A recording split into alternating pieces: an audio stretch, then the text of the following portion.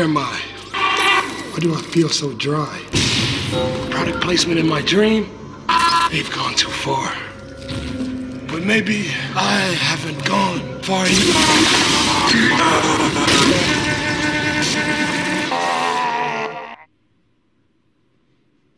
You made that?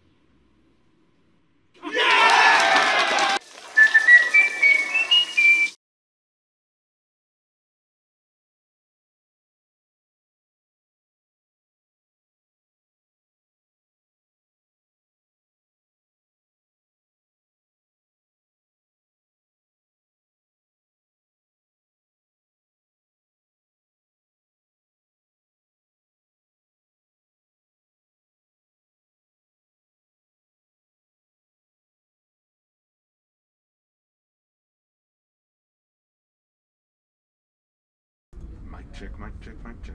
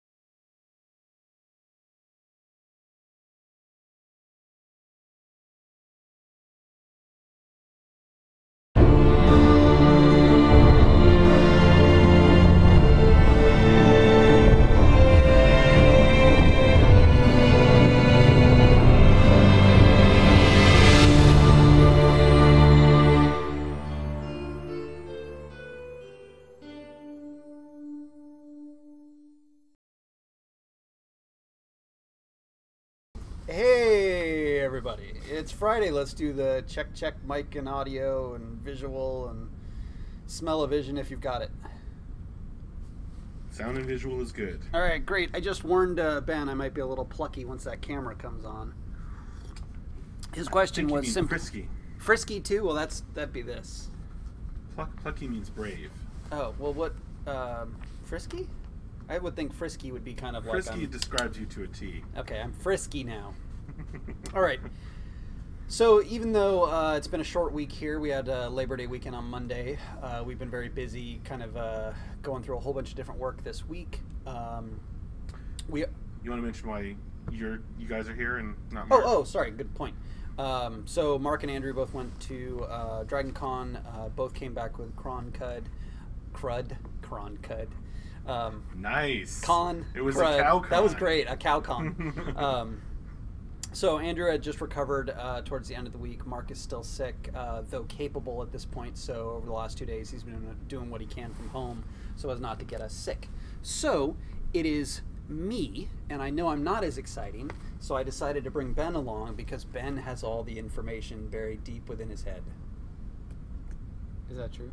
I think you have a lot of the information buried in your head. I try to keep it in documents, otherwise I won't remember. And in documents, yeah, we have a lot of those too. So just sometimes we start these off talking a little bit about testing. One of the items I'm going to get to here is related to testing, some of the issues that we've had recently.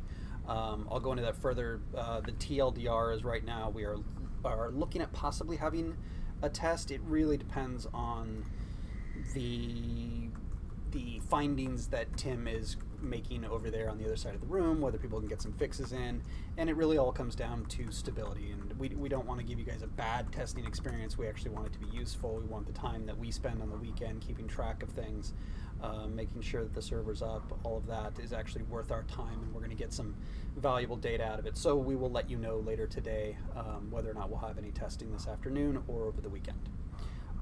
With that said, for anybody who's new, if possible, every week we do a top 10-ish. It slowly became the top 10-ish because we typically were over top 10 items to highlight progress for the week. Typically after that, we do a little bit of a Q&A. You can ask us questions. please keep them relevant to the one or two people that may be present during the stream. In this case, Ben, who is a designer on the project, and myself, who's an artist and a producer on the project, and we'll do our best to answer your questions. Good to go? Sure. All right, so Ben has said he wants to be mostly here for the Q&A part, so I will be doing most of the top 10-ish, which this week, despite this short week, is up to 12 items. All right, so progression. Christina is making progress on progression. So she, I believe, Tuesday, I think, put in Wednesday, can't remember, had put some work into review. She's completing the first pass of the entire progression loop. This includes tracking of events, processing a game day, and rewarding the player for their accomplishments. An example of this would be after a long day of fighting some opposing realm, we reward you skill part leveling, or you changed it specifically to skill part. Yeah, because characters in our game don't have a level per se. Right. So it's not like you're a level 1 character, you're a level 2 character, but your individual skill parts level up independently of each other based on use. So you might have some skill parts that are an advanced level, but some other ones that aren't, but it doesn't contribute to like an overall level for your character. So I'm very careful about saying that, because we don't want people thinking, oh, well, you're a level 1 character and someone else is going to be level 50, and when a level 1 fights a level 50, that's going to turn out very badly for the level 1. Like, that's not how the game works. Right. And this is also being supported by work from Matt, who's working on making the components actually be able to do levels. Number 2, Tech Beta 1 Siege Battles. So Caleb's working with Ben and Mark to plan out different potential iterations we can roll out for testing. This is going to account for gameplay, which includes ancillary systems, which are going to be covered in an upcoming Beta 1 doc update. The goal with this system is primarily just to get something up and testing as soon as possible, so it'll start very simple and just continue to build upon it. Number 3, client stability. So this is the one thing I mentioned earlier. So I'll just read this out because I spent a little bit of time trying to make sure this was clear. We've been tackling client instability issues related to our all-powerful, brilliant, and demanding threading library. This week we committed a quick fix to move forward with testing, but that Band-Aid needs to be ripped off and a proper fix applied. So George is kind of doing a deep dive at this point to do the correct fix. And while it's a bigger time investment at this time, it's an easier solution that we can maintain in the future. And given that our threading library is amazing and powerful and has really given us a lot of performance improvements and has been very easy for the other engineers to use, this is kind of one of those things that we would, and based on the outcome, you guys would prefer to have us fix the correct way now versus let it hang around later and possibly cause issues. So that's one of the things we've been working on over the last 2 weeks, and now kind of doing more of a deep dive. Emotes. So one of the things we've had sitting around on the secondary Beta 1 list was to do emotes for the characters. We did a quick pass of some emotes. I think we did something like 14, maybe 12, 14 emotes. We did a rough pass of them on the animation side of things, and we're waiting for them to get hooked up. One of the issues with a small team is we want to try and spread out the knowledge base so that no one person is the only keeper of any knowledge. And in this case, for the animation system, that has been Andrew. So Brad has shown a talent for following up on some of Andrew's work, and so he is working on getting emotes set up in the animation system, primarily as not only because it's something we need, but it's an entry point for him to learn the animation system at the same time. So literally this morning, he and Andrew had a little powwow about the design he was going to take in setting up emotes. The first pass of this will be a simple slash command to play the emote on the client side, meaning that the other players will not yet see you do it. The next step would also be setting up the server side, so when you wave, everybody sees you wave. And then once we actually get those things in, we'll start looking at polish on the actual animation assets and any issues that may be born from how we implement the emote system, similar to like popping or skating or anything like that happens with the assets. Number 5, physics server crashes. So George put in a recent fix. Following a recent fix from George, we ramped up the ARCs. The Autonomous Remote Client is now the official name, previously known as bots, for testing, and found landmines that we hadn't stepped on yet. So this was another great indication of the bots doing the job we expected them to do to help find issues that would only be found when there's a lot of players in the client at the same time. And I believe there was kind of a 2-for-1 or a 1.5 fix that we found in doing this that Colin was able to knock out. Number 6, UI optimizations. AJ was working on the, if we have a new inventory UI, way better. Does anybody remember the little list we had with a little bit of text and a little black box? Now we have a really nice UI. You can filter it and get all the details about all the different items. There's some new additions for filtering based on you left click. It'll show you what items you can put in that slot. You can right click to unequip. AJ and JB have plenty of fun ideas with the UI. The one thing that is still an issue that we're working on right now is the slow startup time, not startup time, the load time of the UI. This is also a little bit seen in the filtering as well. So one of the libraries that we were using wasn't really handling everything well enough, so JB is working on changes that he's then going to hand off to AJ, and then AJ will implement them, and everything will go faster. That's the hope. Number 7, class ability VFX. So a couple of weeks ago, Mike was having a lot of trouble getting weapon trails to look good.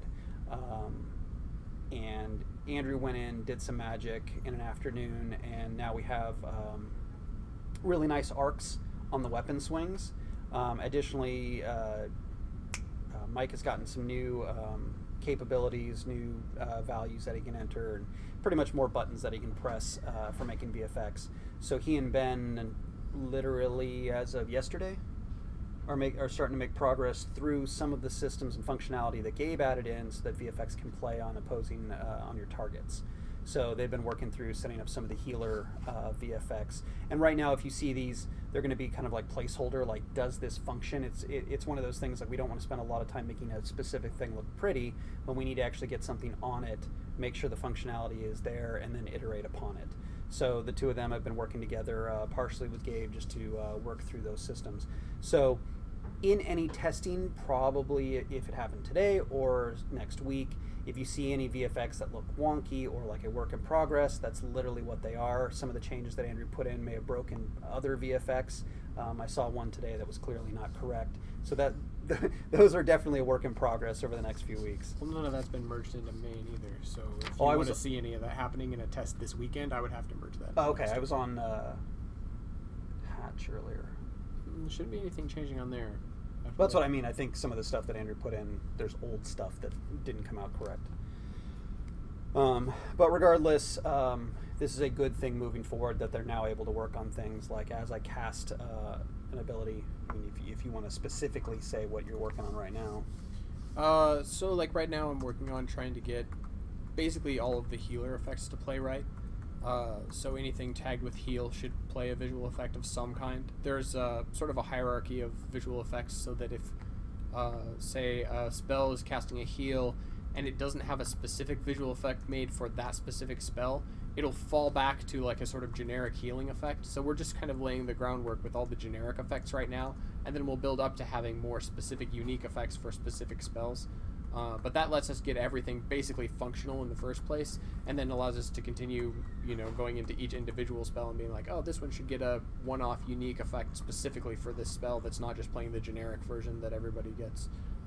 And that'll allow us to have like basic gameplay working, so when you're running around casting spells, you will see all of your spells play. Not necessarily all of them will have the polished, unique version for that specific spell, but everything will have particles, so you can at least see that your character is casting a spell and you can see other characters casting spells.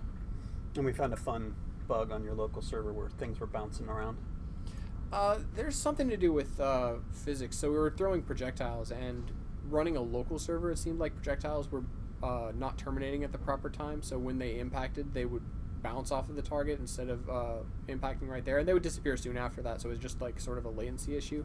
But running at Hatchery, it's not a problem. The same issue doesn't persist, so even running the same version of the code on a local server, it seems like there's some slowdown that's causing projectiles not to terminate properly, but on Hatchery it looks fine. Okay, let's see, moving on. art animation first pass of left-hand shield. So working through each different weapon type has a whole bunch of animations associated with it that aren't just the swings. So previously Sandra was working on she blocked out the entirety of everything one week, then went in and worked on the swings, the cape, and the skirt animations, and those always come last as they're part of the polish once the form, the timing, everything looks good. And then she has just moved on to, or I'm sorry, is finishing up the polish phase of all the movement stuff. This would include all the walking, running, jumping, and I think that we've kind of included dying in that. But all of these animations are part of what are needed just to get the basic character animations in for a weapon set. And this also includes a shield block. And hey, there's a really wonderful GIF out there of me juggling and swinging a sword and riding a horse. Did you see that from last week? No. Oh, it was awesome. So if you want to laugh at me, go back to last week's live stream, and someone asked me to pantomime some of the work I wrote up in the last newsletter about some of the complications and challenges we're tackling with the animations. Let's see, moving on, number 9, resource nodes with realm variations. So last week, Dion finished up realm variations of the wood nodes. This week she's been working on the cloth nodes, and then next week she'll go on to the leather nodes. Each one of these also have a realm variation representation, so that if a realm takes over the surrounding area, we can shift the colors of the tent so it looks like that other realm has taken it over. And I think in some cases we've changes to the models. I just can't remember off the top of my head.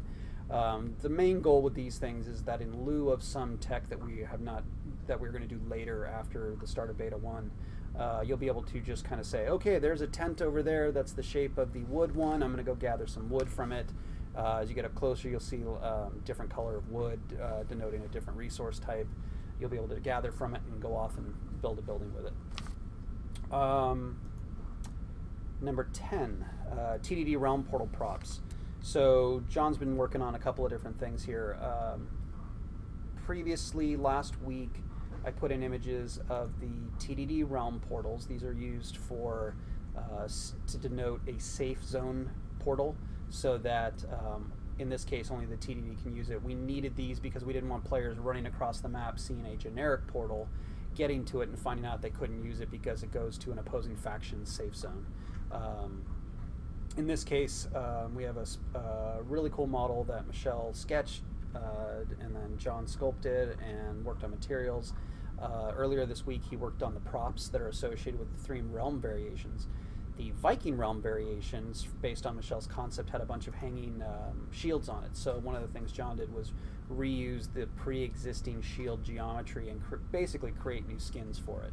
So it's a lower priority, but with a little bit of time, we'll put in some new shields for the Vikings, some new shield designs. Get some reuse out of them. Number 11, basic clothing concept art. Last week, Michelle worked on some basic clothing concepts for the men. This week, she worked on some for the women. What we're going to try and do, these are a little bit time intensive, and we've got a lot of other things we're working on the art side that I'd like to get out of the way first. But what I'd like to do is see if we can get some basic clothing that we can use on the NPCs that will denote them clearly as an NPC. They won't be in the same garb as everybody else. But one of the goals is to try and build them in a way that later we can reuse them and they can be part of the parts system so other players could craft them later on. And those are generally extensive and very thorough talks, since we have an underlayer, an overlayer, and then we have different parts, different glove heights, and different things like that that all work together. So one of the bigger items at the end here, number 12, updated character selection screens. So one of the things that we want to do is taking the inspiration from the patcher with the animated graphics on it, is to take some of that and put it into the character selection screen. This would also update some of the really old images that we have of the characters pre-HDR, pre-PBR, I think, as well. And what we're doing right now is Michelle's been doing a whole bunch of different concepts that we're going to look at and pick kind of what treatment we want to use for different realms for their backgrounds. As she's doing this, she's handing off kind of temporary test artwork to James, who's teaching himself not only the video editing side for, I think in, what's the program? I've forgotten it. Adobe something. And he's also teaching himself some of the code side so that it's less resource intensive loading up the videos and everything, that we can move a lot of this with code instead of video. Additionally, Sandra is working on posing out, we're actually doing kind of a test this week. We took one of the poses of the female Lucre Pawn, and she has this great little pose like this that I can't remember who made it. She handed that off to John. John is working with a Marmoset, it's a rendering program, to get a nice clean render of the character that will look similar to the way they would look in the game. One of the things I don't want to do is use like a really nice fancy render and make it look really good in the shot, but not as good in the game. Because in the game, the renderer, as powerful as ours is, we also have to generate 500 players on the screen. Michelle's coming up with a bunch of different concepts of visual treatments for the characters. I'm going to include a couple of those in today's update, because honestly, I walked by her screen and some of them were just beautiful ideas. So that's kind of that's a fun one, because there's so many people actually working on it. And actually, this even includes AJ, who's doing the coding side to get this stuff hooked up on the patcher. So team effort. Go team. Yay. Come on. Just hit him in the face. All right. All right. Yeah, that wraps us up for the top 12. If you have any specific questions about these items, feel free to ask. We can do our best to answer them, as we are not necessarily the people who built all of these things. If you have any design questions, talk to Ben. If you have any art or producer type questions, those are generally boring, you can ask me. When is beta? When is beta? Yeah, I'm not answering that one yet. Producer question. That is a good producer question. That's always going to be the first producer question. All right, well, while you're writing up your questions for Ben or Tyler, I'm going to go ahead and play the Q&A intro. What's up? Who are you? Turn the stove off. Did I hear a dog? Do you like my shirt? When are this? Is this my spleen? Now it is time to answer some questions.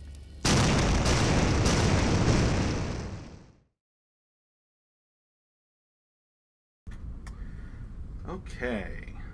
So why don't we go with MJ's first question, when beta is, and I can answer that one. So right now what we're waiting on, we've got 3 primary systems that we really want to get in good shape before we announce the start of beta. One of those is the VFX system, one of those is the large bot battles, the other one is the animation system. Pretty sure that's those 3. Mark can correct me if I'm wrong. So as we progress through those, we're doing a great job right now on VFX and our battles. Our original goal for Beta 1 was a 500 player battle.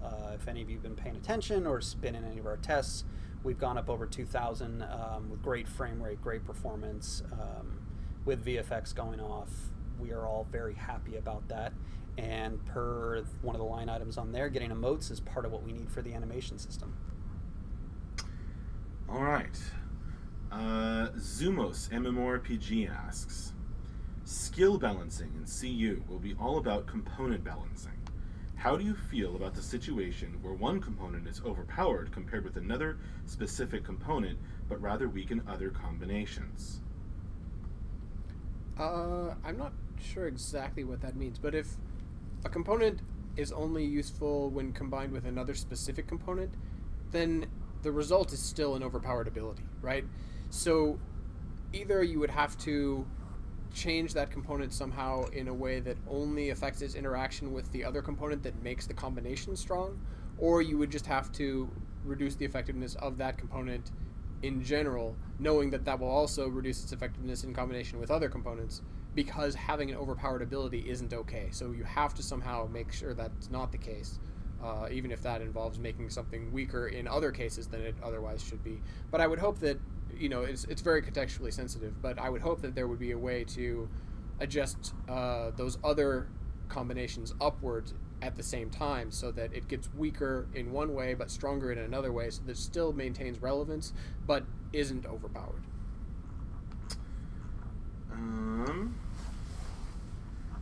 Bodilvik asks a question from Rhaegar. Can we make attacks that target gear durability? Also, will a slash attack do more damage to cloth than a bashing one would? So that's 2 questions. Is he allowed to do that? They slipped it past me. There's not a specific ability right now that attacks like the durability of a item. Like, their attacks are to a body part, and there are various armor pieces that protect a body part. So, like, an attack against arms would go against the glove and I think it's sleeves. I'm trying to remember all my armor section pieces, names. yeah. Yeah, but there's shoulder, arm, and hand are there's 3 armor slots there, but their arm is like a single body part. So there isn't like a attack gloves ability. But certainly the attacks that go against specific body parts will affect the durability of the armor that is protecting those body parts. And different attacks eventually are meant to have different effects on durability.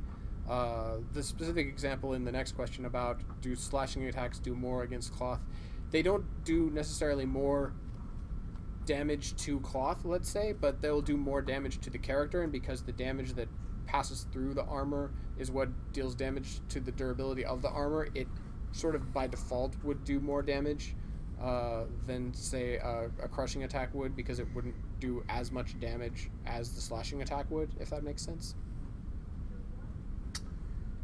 All right.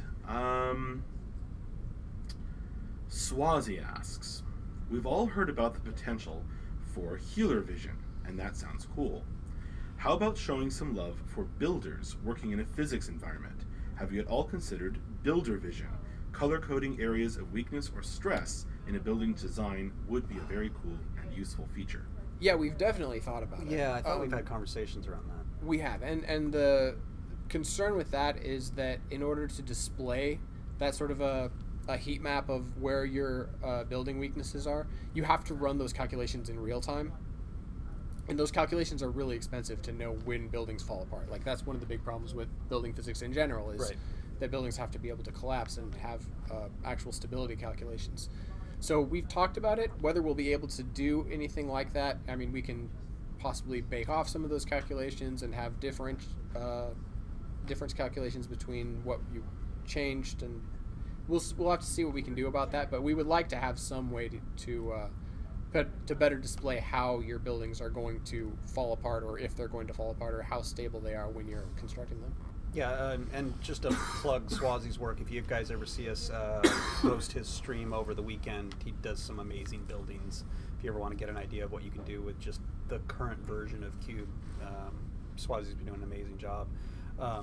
The other thing I wanted to say is that one of the things on our list to get back to, we've done some, get back to testing, is some work that we've been doing with buildings and bigger plot sizes. And one of the things we need to do coming up is more performance work on buildings. And I literally just had a conversation with Rob 2 days ago about how close we are to being able to rip out the keep in the center, set up a couple of plots, and test with an actual building in there. And he actually said almost right now, he's got a couple of commands that he said that if I went in there and built a wall, we could real quickly blueprint it and turn it on, destroy it, put it back, destroy it, put it back. So that's one of the things I would like to try and find time to do over the next couple of weeks, is to get more testing on buildings and see where performance is. Drijel asks, MJ talked about a realistic decay to get rid of abandoned buildings. What about destroyed buildings? What do you guys think about a salvaging ability for crafters to help with this decay over time thing? So we would definitely like to have the capability to salvage destroyed blocks. Right now, blocks just disappear when you damage them, but eventually they're supposed to leave rubble. And one of the things we would like to be able to do is allow you to salvage some of the lost materials when you have destroyed buildings. But that's not something we're into right now, and it certainly won't be in place for Beta 1. It's just something we would like to eventually have. Yeah, so it is definitely a thing we'd like to do.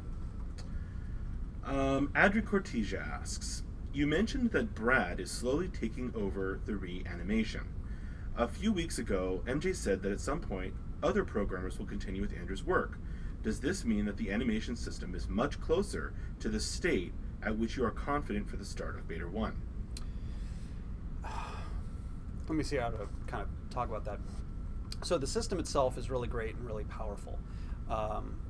One of the things we still need to do is add features to the system, such as getting block and deflect hooked up, getting the emotes hooked up, getting equips and unequips hooked up. So there is still more functionality that needs to be added to the system to support what we want to do for Beta 1. Once we get a lot of even these pieces in, there may still need to be more work. One of the things that I'm antsy to test that just priority-wise hasn't gotten tested yet is setting up all the one-handed work that we're doing because of the skill timing, the fact that both weapons have their own in tandem, what do we call it? You called it a specific thing. They're tracks, skill tracks. They're both running a deflect timer at the same time, so while each weapon that you may have in your hands both have a deflect timer, technically they can go off almost at the same time. So we're going to have to get creative with a solution there that we've roughly or briefly talked with Andrew about. So there's still more functionality that needs to be added to the system, and that's part of the goal. Is Andrew's time is finite, and he does need to help the rest of the team. So getting Brad in there will help speed this up. Odilvik asks a question from Rhaegar. Can we get a way to save and reload our abilities between wipes so we don't have to spend a ton of time rebuilding what we've already made?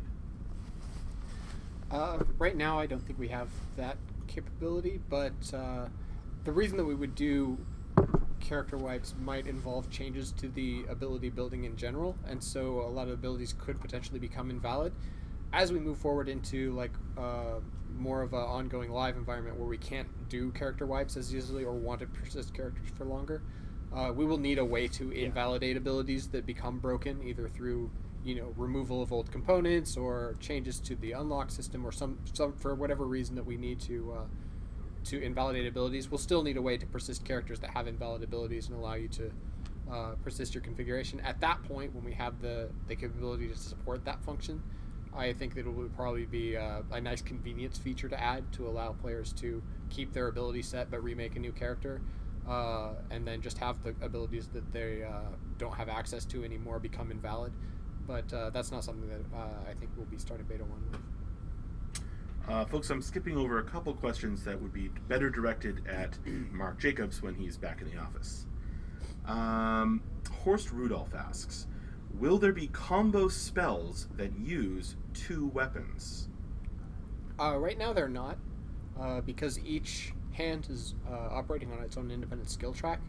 So there's not necessarily built-in skills that require you to have a specific weapon in each hand, but each hand can operate independently, so you can use your abilities back and forth between each hand and have a different access to skills depending on what type of weapon is in each hand independently. So if you equipped 2 swords, you would only be able to use sword abilities, but you'd be able to use one in each hand. But if you equipped like a sword and a shield, you'd be able to use shield abilities with one hand but the sword ability with another hand. But those are independent as opposed to like combinational. There's not a like sword and shield attack that's like a single ability. Swazi asks a question for Ben. In regards to component part levels, is the old adage applicable? If you don't use it, you lose it. Right now, there's not a decay system built into the progression model. There is going to eventually be a way for you to deliberately untrain skills, so that if you try out a new skill part, say you unlock it at a given point in your progression, and you start using it and you find it's just not for you, or it's not working, or for whatever reason your class has gotten a balance change, let's say, or a different class on the other realm has become more popular and you're facing situations where the abilities that you'd previously unlocked just aren't as useful, there will be a way to untrain things to allow them to decay. But there's not like a if you just go on vacation for a week or a month or whatever and you come back to the game, all your skills have diminished. Like, that's not something that's built into the system at the moment, at least. We've talked about different decay models for what will the game be like at launch, and how will things work if you just don't use things and are using other things instead. But for right now, at least, there's not a inbuilt system of things just falling off in usefulness over time. Odilvik asks a question from Tinnis. What is the temperature bar from health and static UI components user story? Wow, that's been a while. So in a previous version of the design, we had a lot more nuanced resources, and one of them was the concept of temperature. So if you were in a cold environment, or if you were in a hot environment, The effects of different spells, let's say you're getting affected by like fire spells in an already hot environment, would have more of a severe effect on your character, and subsequent uses of like fire spells or heat spells would escalate this resource of temperature and cause your character to have negative effects based on getting too far in one direction or the other. That hasn't been actually implemented at this point. We'll see if that's a thing that makes its way back into the game, but that's effectively what that resource bar was about. Odilvik asks a question from Rhaegar. Are you concerned that players will get good at one or two types of combat and then stick to their specialization? As a player spent so much time doing one kind of combat, now they're not that good at anything else. I guess it depends on what you mean by one kind of combat, right?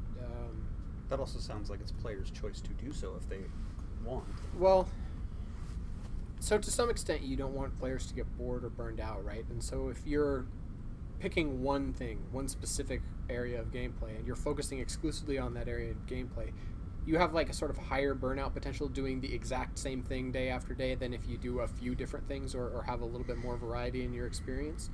And so to some extent, more variety in the activities that you participate in, the situations that you put yourself into, is better, but it's sort of hard to say. That's kind of a non-specific question, so you'd have to provide more of a specific example of what you're talking about. Ammer1 asks, maybe I've been out of the loop, but I have not heard much or any more about the Veil Stalker and Walker system, etc. Has it fallen by the wayside? I would say purposely fallen by the wayside. It's not one of the systems that we're focusing on for Beta 1, but it's just on pause. The High Priestess asks, with the onset of Beta, will there be some sort of tutorial set up on the starting areas? We want to try and make sure that players know what they're going to encounter. So one of the things we're making sure of is that there's a button on the patch, or there's some information that's easy to get in the game that'll give you written documentation of everything. Going more verbose than that at this point isn't going to be too helpful, time versus other things we have to get. We are going to have some NPCs in the game that will have some limited functionality, kind of tell you what's going on around them. Or what a specific, in this case, portal is for, or where it may go to. But the goal is to definitely make sure that the information is provided of how to do everything. We just need you guys to read it. That's about it. Odilvik asks a question from Rhaegar. Can we go out of our way to build spells more likely to cause a Veilstorm than normal ones? Certainly that's a possibility. Again, Beta 1, not having a lot of Veil activities, not having a lot of spells, because we're not having mages in Beta 1 either. But eventually, yeah, the amount of Veil disturbance that's caused by a spell is variable. It depends on what your skill parts are. So you can certainly engineer a spell that has more disturbance than another spell. So you could definitely try to cause a Veilstorm if for some reason you wanted to, but it's generally not advisable. So usually you want to try to avoid that.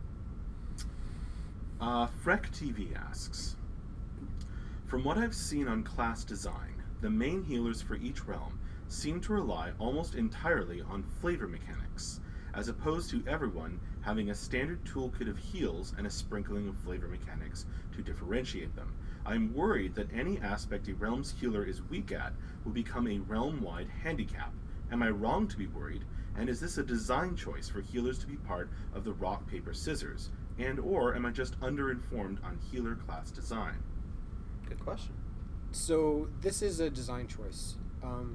We're not taking a bunch of classes, making them generic, and then adding a little bit of flavor for each realm. We're taking a fundamental ground-up design unique to each realm for each class. So you will find that each healer, for example, is very different from the other two, because they're meant to be. They're not meant to be three of the same class, basically, with a little bit of flavoring or a little bit of extra added in on top of the baseline, which is the same for all three realms.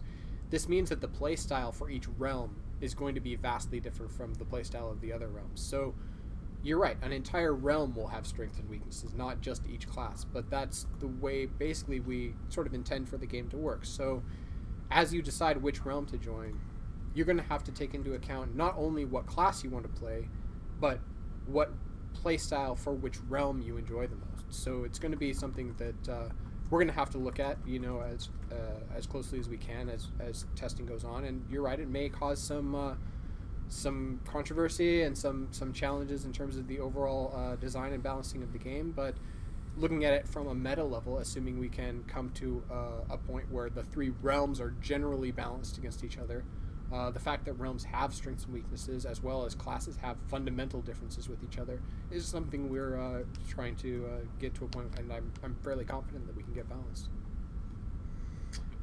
Lev Viline on the YouTube chat asks, have you come to a very definite way of how the Viking healers will throw/aim their stones?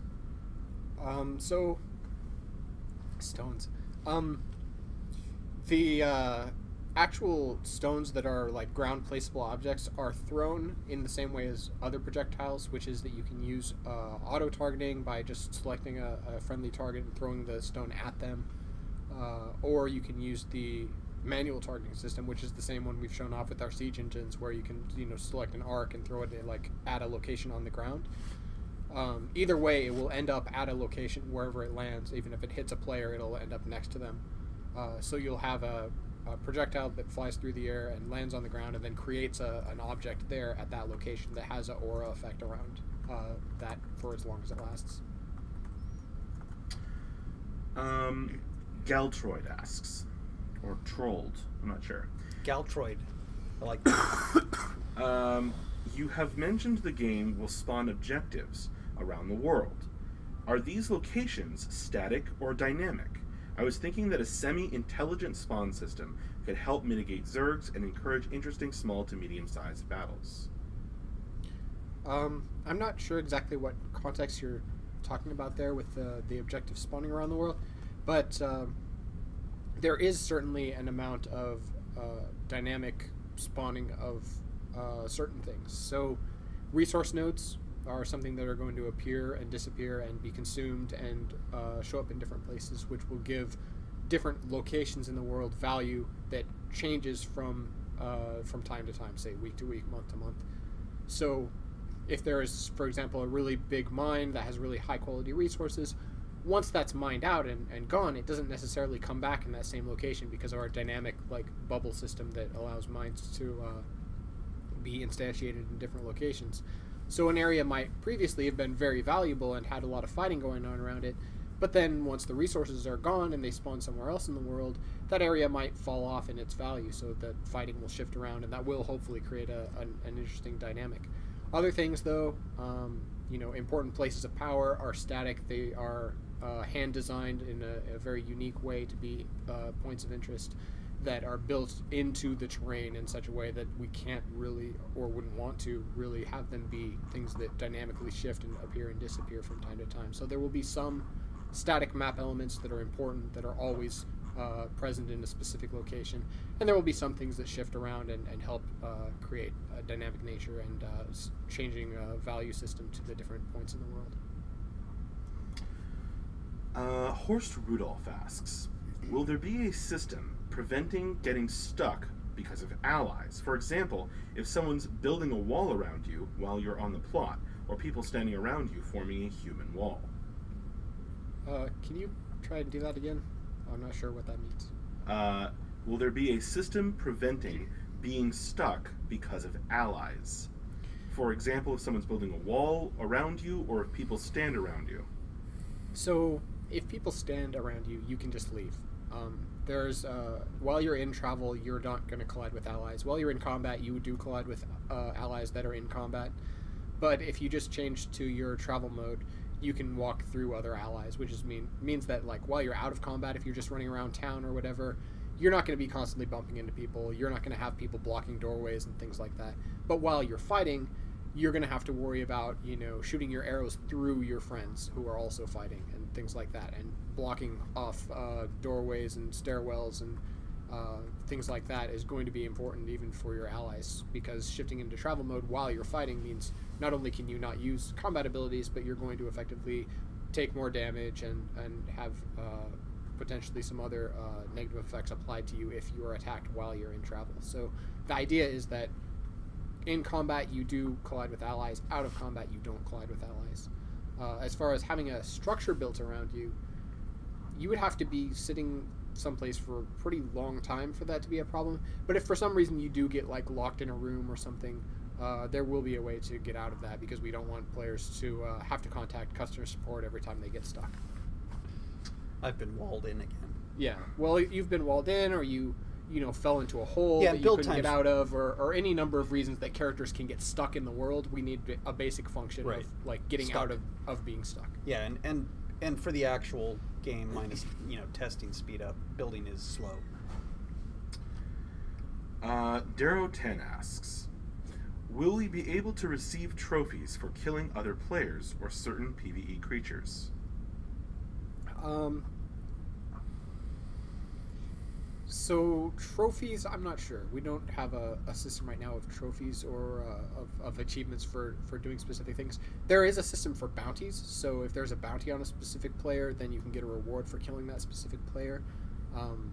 It would be cool to maybe have a Tuatha slaying trophy or something. Yeah, but I killed 400. yeah, but there's not a system for that at present. But that would be a thing that is not out of the question. Philip McCauley asks, do you have an idea on which classes won't be included on release and which ones will be put in post-release? Not right now, and the reason for that is we need to get our first wave of classes implemented, which are the fighters, the healers, and the archers. Those will be ready for Beta 1, for the start of Beta 1. During Beta 1, additional classes will be implemented, and then we will see basically how long that takes. And we've got to tune existing classes, which may inform changes for other upcoming classes too. Well, maybe. So we have to make sure that our implementation speed is fast enough that we can get the classes that we need in before launch. That includes mages and support, as well as the previously mentioned Beta 1 classes. And then we will get in as many more classes as we can, depending on the rate at which that goes once we've gotten a little bit further along. Right now we can't really say, because anytime you do like something for the first time, it's going to take astronomically longer than doing it for the second time and the third time. But once you've gotten through 3, 4, 5 revisions and you've been doing the same thing over and over again, you can have a pretty accurate time estimate for how long it's going to take to do the 6th time, the 7th time, and so on. So once we get to that point, we can probably say to a much more accurate degree of like how many of the classes that we intend to eventually have in the game we will be able to have before the game launches. Obviously, we would love to be able to get them all in, but we would rather have them in and be good than in and be early. So we want to make sure that we can hit a certain quality bar, which requires us to not only get the abilities for the classes implemented and their specific unique mechanics implemented, but also get them in to the hands of our backers and get into testing and make sure that they're fun to play, make sure that they have a good role that they fill, that they're not simply making another class obsolete by their presence, so that they have niches to fill and fit the rock, paper, scissors model. So making sure that happens for each and every class is going to take time.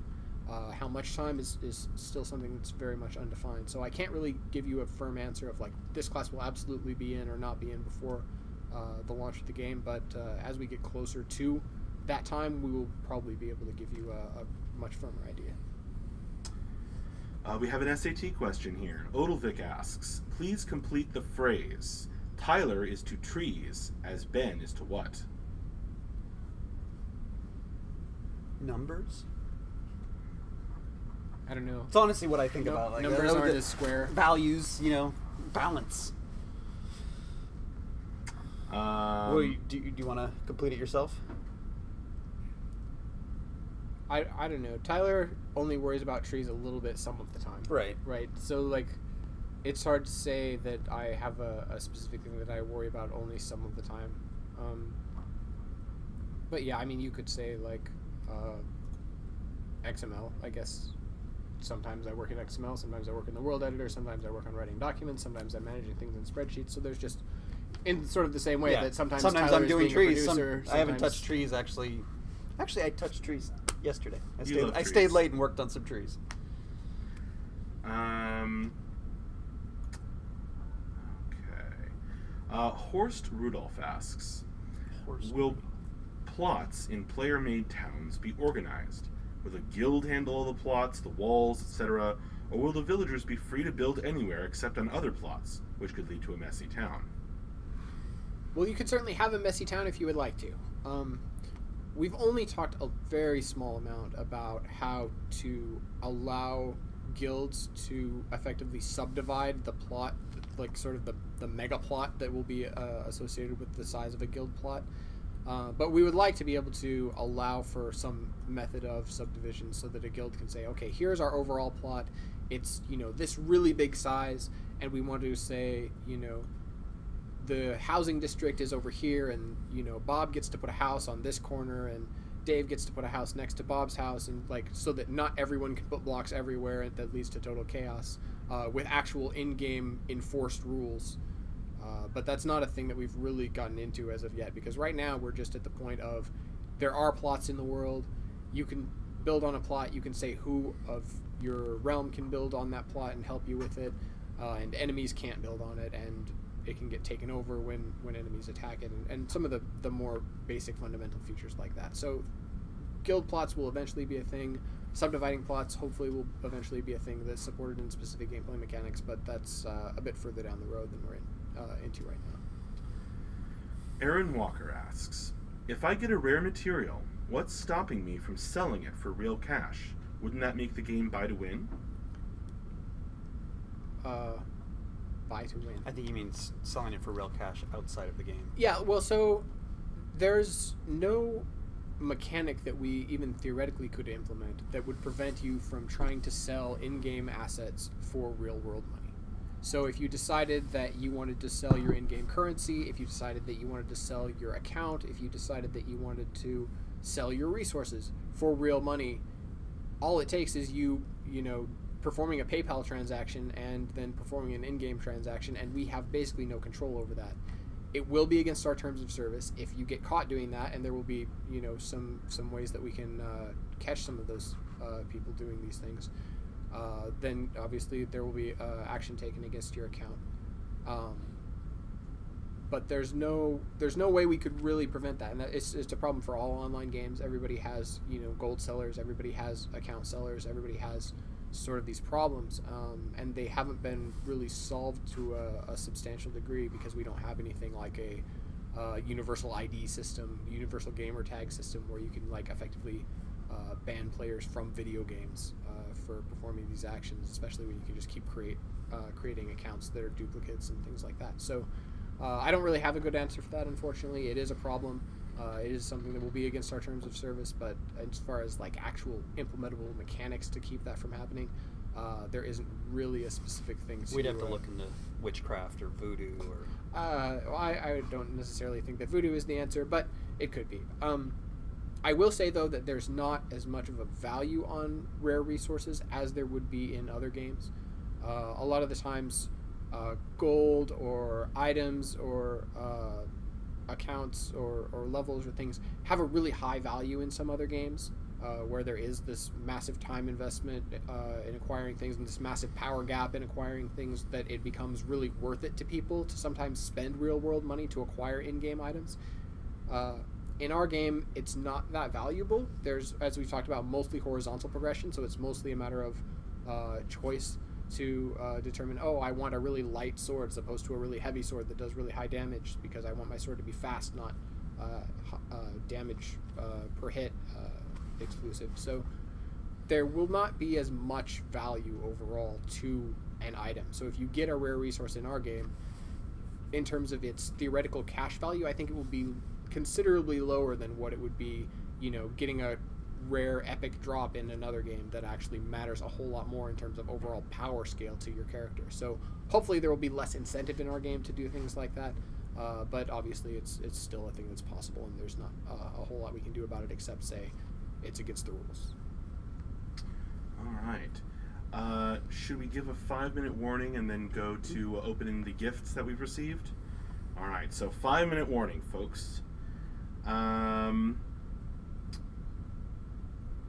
Let's see. My ID here asks, will there be labels associated with different types of structures, that will be associated with their worth in RVRVR?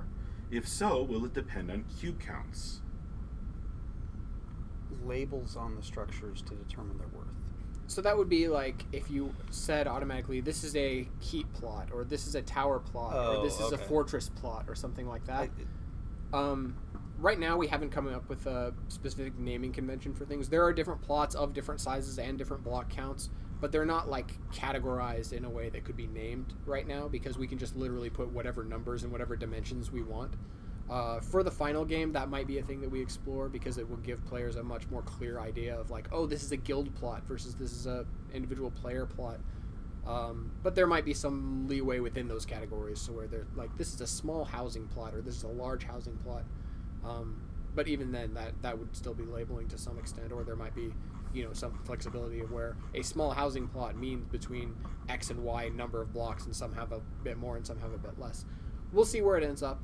I think that would be a good convenience feature for a later stage of development to have, so that players have an idea of different plots categorically, as opposed to just a full range of numbers. But that's the thing to talk about, I think, a bit later. All right. Sacrix has a long question. We'll see how far I get in it. Sacrix asks, Ben, do you think you were a little naive in your magical thinking view of Realm/Pride for this day and age in MMORPGs from your newsletter? Specifically, Realm is something you can always depend on. Most people would much rather see guild pride or self-sufficiency first. CSE seems to be tying some core systems with King to this long-gone ideology of what they think Realm is, holding hands and singing Kumbaya. Can you tell me how you came to such a conclusion of what you think Realm will bring? Okay. So, obviously you will be able to be dependent on your guild, but in a free-for-all game, let's say, if your guild disbands, you're all by yourself.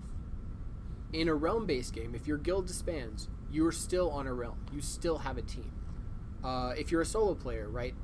If you're going around on a free-for-all game, you're completely solo. Everyone is against you, basically, unless you've specifically made friends or somehow made arrangements so that other people don't just wander up and kill you. In an RVR game, you have a realm. In the territory that's close to your home city, you will be a lot safer than you are in the territory that's close to another realm's home city. And when there's a big battle going on, you're on one side of that battle. Well, not necessarily. You could be on a battle that's between the other two realms, in which case they're all on the enemy team. But if there's a battle between your realm and another realm, because there's 3 realms, right? So there is that situation. But if there's a battle between your realm and another realm, you're on a side of that battle. Yeah, your team never goes away. Yeah, so you're on a team, whether you're a member of a guild or some other organization or not. And those guild organizations, sure, there is guild pride, and there will be guild pride in our game. You will have a guild heraldry. You'll have the ability to dye your armor all the same. You'll be able to have guild achievements and have guild housing, build your guild hall and all of those things. So of course we want you to be able to be a part of a guild and have your guild be important. But your realm is another level beyond that, in addition to your guild, not instead of your guild. So I think that idea matters, and I think it makes a big difference between the idea of an RVR game and a free-for-all PvP game. So even though players care about their guild more than they care about their realm, they should, because those are the friends they've chosen. You haven't chosen the friends who are on your realm, they just happen to be on the same realm as you. But because they're on the same realm as you, you have something in common. That doesn't necessarily make you the best of friends, but that still makes you allies. And because you have allies, no matter what happens, that sort of gives you a sense of overall camaraderie, and it gives you a sense, not just a sense of, but some actual hard gameplay mechanics that you wouldn't get in a free-for-all game. So I think there is still a significant difference in realm versus open world free-for-all PvP. And I think those benefits of having there be a team that you're on no matter what will make a significant difference to a lot of people, maybe not to everyone, but it can help make the experience, I think, more friendly than if you were in a completely hostile world and everyone was against you all the time. Yeah, I mean, I was thinking about that, just like an example of that, and even if 10 people are in an area that is your closest to your home area, and they're all gathering and they're doing stuff just simply for the fact that they're all together in the same area, you're kind of actually protecting each other just simply by the fact that there are more of you in an area. Even if you all have your own selfish goals, you're still on the team.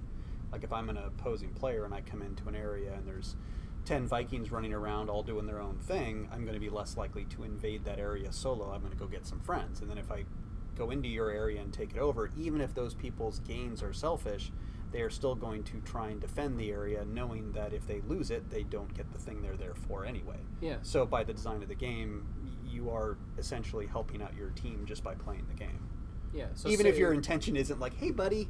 Yeah, so say you're just a solo crafter and you're going Right. out and gathering resources, That's right? what I if was you're going thinking out of. and gathering resources in an area where there are other players of your realm running around, that sort of makes soloing more viable for you because you're sort of protected just by way Just of by their the fact being they're nearby, allies, right. because you have allies and you're not on your own team all by yourself where there's no realm system. Right. So your realm being part of the game means that if you're in an area that's controlled by your realm or there's other realm players around, even though you're not friends with them, you're not interacting with them, just that they exist, that there is a team there, means that that's a deterrent for other people coming up and killing you because you have other people to be on your side who are your allies, whether they're your friends or not. So, yeah, I still think that makes a pretty big difference. You guys will have to decide whether or not that makes a big difference to you, but that is a big difference, I think, for sure, between, say, Camelot Unchained and a lot of other PvP games that are free-for-all, which is a very popular thing that a lot of games are. But it's very different, and I think of a significant benefit to players who are looking for that type of experience. Before we go to gift opening, CU Swazi says, I'd just like to thank Tyler and especially Ben for giving some real thoughtful answers. Ben's ability to speak to very specific topics in the game off the cuff is truly impressive. Yeah, I actually thought that a couple of your answers. I was like, oh, that's a really good answer. All right, well, shall we open some presents? Yeah, so we have 2 boxes here. One of them might not be presents. Okay, we don't know. one I saw, and that one magically appeared.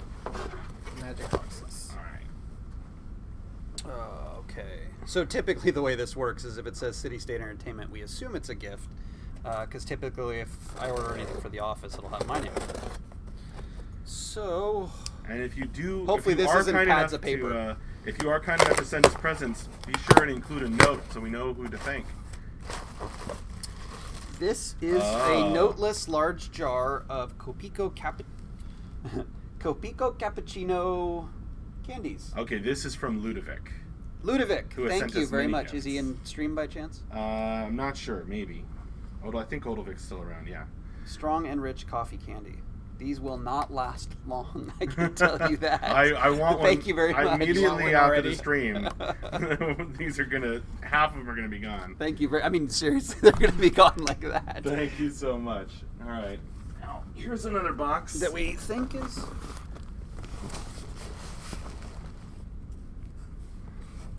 Typically, I just punch these. That looks tasty. Oh my God! There's more. Well, there's more candy? Yeah. Oh. Literally, I just said that was going to go fast. Okay, so there's another one. Nice.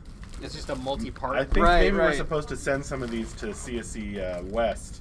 Yeah, we should probably Maybe send we're them supposed some. to share. Another. Oh my Molly's- gosh. Why are we coffee themed? How did that happen? I think because caffeine and getting Okay. into Beta 1. That I can use that fuel. I think this is notes. Brazilian coffee. It has. I'm assuming it's coffee. Coffee flavored candy. Brazilian bonbons. Bonbon sabor de café. I probably butchered that. Wow, thank you so much. More Brazilian coffee candies. Just a different flavor. Oh, this is orange flavored and regular and raspberry maybe? Oh, truffado? Odovic says 4 to 6 sweets equals 1 cup of coffee. In terms of the caffeine content. I could just see someone not being aware of this fact and like sitting here late at night, just like, I'm getting so much done. Let's see. Just gonna see if one of these had a note. A little something for the Seattle office, Ludovic. So we need to get these over to the Seattle office. This needs to go to the Seattle office. Oh, I shouldn't have read that one. Now they know. Is Matt in there? Brittany says, so, Seattle still hasn't gotten the coffee you guys said you'd send us last week. Can you just include the candy in the package? Okay, yeah, thanks, we've got to send them some of the other coffee, too. Okay, Brittany. All right, fine. Well, thank you so much. Thank you very, very much. And just for wrapping up, in all honesty, thank you for your support, your patience, your appreciation. When people do things like this, it kind of makes me want to do the we're not worthy kind of thing. And, we'll keep working hard and keep trying to make this really fantastic game and keep chugging along. And I honestly really totally appreciate everybody's patience and support and enthusiasm. Jesus, I get so many great little messages like, oh, I've been looking at this game, it looks amazing, when's it coming out? I mean, it's honestly one of the harder questions to answer, and it's one of the best questions to get. All right, well, look out for an update email. Yep. And so possibly an email about testing if we get to it. Right, so the testing one, like I said earlier, it's probably still a slim chance. We're kind of trying to roll forward with some issues this evening, and obviously if we don't do anything today or the weekend, we will be focused on that next week. So pay attention to emails for an update. It'll have the top 10 in it, some art from this week, and if we don't have a test, I'll probably mention it. If we don't have a test, we probably just won't get the email. Alrighty. See you later, folks. Thank you. Oh, wait. Wait. One other thing, we updated the Beta 1 documentation on the website with a crafting chapter. Mark will probably want to do a little bit more Q&A around some of the crafting questions that may come up. But so discuss it on the forums. Right, jump on the forums. The latest changes are up. All right. Bye-bye now. Thank you.